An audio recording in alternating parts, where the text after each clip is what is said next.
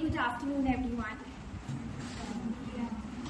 I would firstly like to thank the faculty members of Lakshmibai College, the organizing committee of Women's Development Cell, for giving me the opportunity to express my views on the intersection between gender equality and creative writing. It is wonderful to come back to the college from where I graduated and to share the experiences and knowledge that I have learned as a writer and published author with all of you today.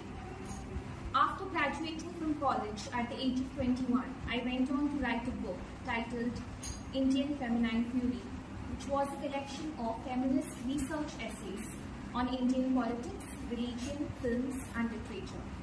It was possible to write the book only because I had developed a lot of insights from my classes in the women's writing modules as a part of my bachelor's degree course here at college. As a writer of books which are based on intersectional feminism, I am grateful to the rich and vast tradition of women writers in our literary history, ranging from the earliest feminists such as Mary Wollstonecraft, who emphasized on the need for universalizing rationality of mind and education as accessible for both men and women, to Virginia Woolf, who said that women need financial independence and a room of their own if they are to be writers.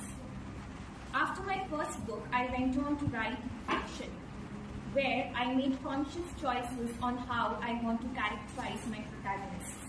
They led to stories and novels where my characters are quintessential representatives of what Charlotte Bronte said in Jane Eyre. I am no bird, and no net ensnares me. I am a free human being with an independent will. The spirit of the characters in my books is similar to that of Virginia Woolf, who said in a room of one's own that, "Lock up your libraries if you like, but there is no gate, no lock, no bolt that you can set upon the freedom of my mind." But before such characterization was possible, the foundation of it was questioning and critically scrutinizing the normative. As a young adult in my late teens and early 20s, I had multiple questions coming up in my mind, and without this inquisitive nature, I would not have been a writer today. Some of those questions found space in my first book, which was titled Indian Feminine Fury.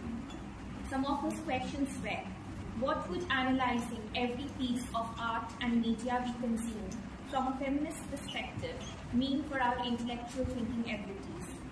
What kind of constructive change can we give effect to by creating every text, every film, and every advertisement from an angle that is socially progressive? Will women set an actionable agenda by choosing peace over war, compassion over violence, and cooperation and empathy over conflict? Of course, if I rewrite the same book now, my questions might be very different from what they were at the age of 21. So as writers, it is important not just to challenge norms, but to challenge and question our own previous writings as well, so that each time we write, we are able to do a better job as far as causes such as gender equality are concerned. What I'm also trying to say is that in my books, a lot of characters have this inherent nature to reason out things, to question, to challenge pre-existing notions, and to place the normative under questioning. After characterization, what I experimented with in my most recent novel, which is titled The Ocean is the title, is that of temporal and spatial magic. Temporal stands for time and spatial stands for geographical space. For instance, if I have a neurodivergent woman in my novel, can her emotional and psychological reality be represented through a different spatial and temporal matrix? A person with a mental health condition can go through a certain phase which is imaginary and illusory to the rest, but very real to the person going through the condition. Are there creative ways to give a spatial form to that place which exists in the person's mind? And hence, through the written expression of that spatial form, the reality of the intersection between gender and mental health can be made accessible for understanding by the person's well-wishers and close ones, or maybe to another reader who goes through the same condition and feels a little less alone in this complex world after reading it. For instance, to represent the character of Pauline in my novel, who is a neurodivergent woman, I chose the metaphor of ocean as a space. Why so? Because a vast degree of the human spirit and human mind remains invisible to us. The ocean in the novel signifies the immense potential and its invisible depths in the human soul. It also represents the psychological and emotional turbulence similar to the ocean waves on a stormy night. The ocean acts as a metaphor for what the human spirit stands for: limited and unlimited, finite and infinite at the same time. Similarly, can we explore shifting the temporal matrix in our creative writing? Can we, for instance, create a storyline where an 18th century woman meets a 21st century woman and they both form a cross-temporal friendship? Can time travel in creative writing help us to create an interesting dialogue between two characters belonging to two different eras with different socio-cultural norms?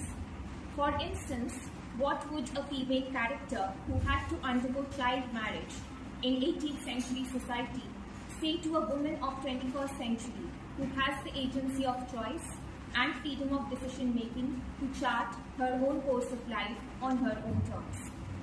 I believe that one cannot give a prescriptive talk on creative writing, as creative writing is inherently and intrinsically free-flowing in nature, and there are infinite ways in which a piece of writing can be developed into a literary work. Today, I have given you a brief glimpse into questioning, characterization, space, and time as conscious literary devices to create the literature that does justice to the cause of gender equality. I hope that you will continue to explore the infinite freedom and diversity that creative writing has to offer, and so will I. Through our writing, I hope we will be able to assert our own independent voice and arrive at our own unique definition of what creative writing means to each one of us, if it can be defined at all. I conclude with a quote by my favorite woman writer, Virginia Woolf. She said, "No need to hurry, no need to sparkle, no need to be anybody but oneself." Thank you so much.